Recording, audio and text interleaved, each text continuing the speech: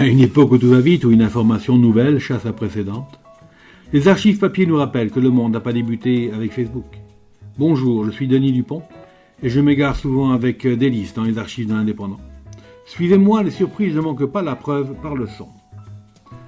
25 octobre 1965, titre: un fait social, source de délassement ou d'excitation, le flipper.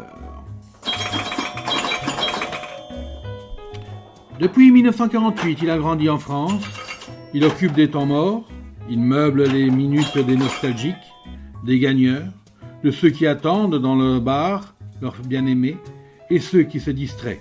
Avant d'aller travailler, il y a aussi ceux qui ont envie de taquiner quelque chose. En dehors du goujon, lui, c'est qui? C'est le flipper. Cet appareil américain, amené par les sujets de l'oncle Sam, est resté parce qu'au fond, on est tous les neveux d'un oncle qui a aimé jouer, fût-il l'apéritif à la pétanque.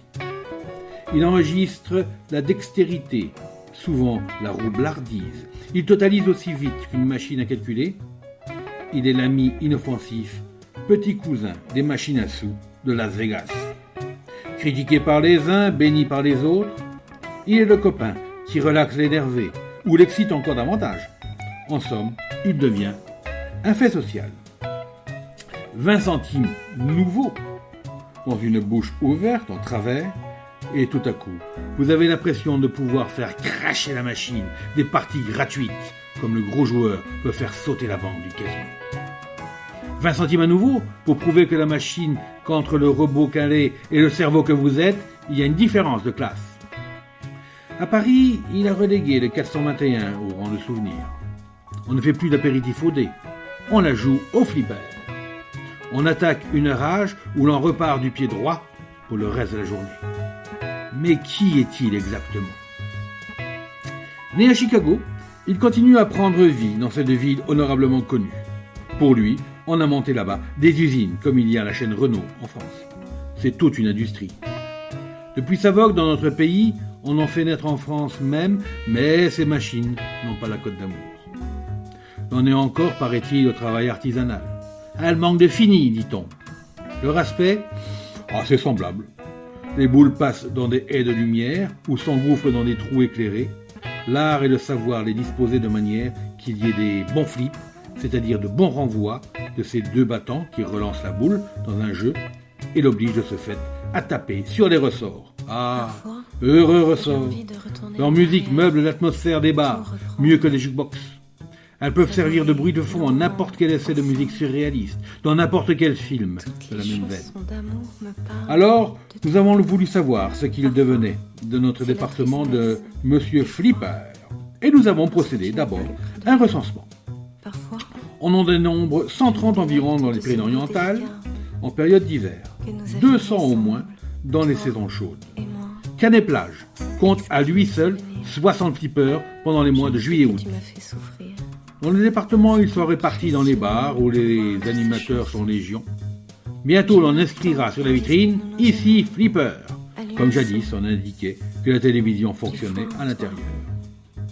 Il intéresse toutes les classes de la société, depuis le gamin de 14 ans jusqu'à l'honorable homme d'affaires qui vient oublier ses soucis. Bien sûr, il y a aussi ce que nous appellerons les blousons noirs. Ceux-là, ces oisifs, jetent un certain discrédit sur le flip. Mais ils ne sont pas la majorité, nous a déclaré un des grands de ce nouveau commerce. Ah oui, commerce il est devenu. Certains possèdent 50 à 70 flippers, ce qui fait une mise de fonds de 25 millions anciens. Chaque flip vaut entre 400 et 600 000 anciens francs. Il demande plus de soins qu'un nouveau-né, astiqué souvent, entretenu, huilé. Il doit répondre grâce à un système nerveux mécanique et électronique au moindre contact avec la boule. Vous ne pouvez pas savoir le travail que demande l'ensemble de ces machines. Pour nous, il n'y a pas de week-end, ni de dimanche. Un coup de téléphone et l'on part réparer, nous a dit un dépanneur.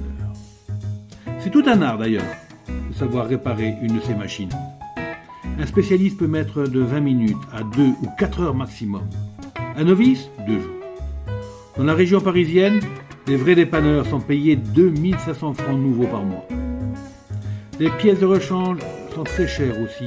On utilise des pièces américaines et l'on sait qu'elles sont soumises aux droits de douane. Le rapport? Ça dépend de l'emplacement. Chaque machine peut rapporter entre 20 et 50 nouveaux francs par jour. Si elle ne peut arriver à 15, non, elle n'est pas rentable. Pour Perpignan, chaque flipper a sa vignette, comme pour une voiture. Elle revient à 600 nouveaux francs par an. Le cafetier qui loge l'appareil perçoit 30 à 40% de la recette. Une kermesse, c'est-à-dire une salle de jeu de flip, sera-t-elle créée à Perpignan? En principe, non. Elle ne serait pas autorisée. Mais de toute façon, les exploitants préfèrent la formule des bars. Les patrons peuvent interdire aux trop jeunes gens d'y jouer. Alors, pour ou contre le flipper, nous croyons qu'il n'est pas un fléau. Simplement, il ne faut pas faire tilt. Ah ah. C'était Je vous parle d'un temps. Un podcast proposé par Denis Dupont et produit par l'Indépendant. À retrouver ici même, chaque mardi.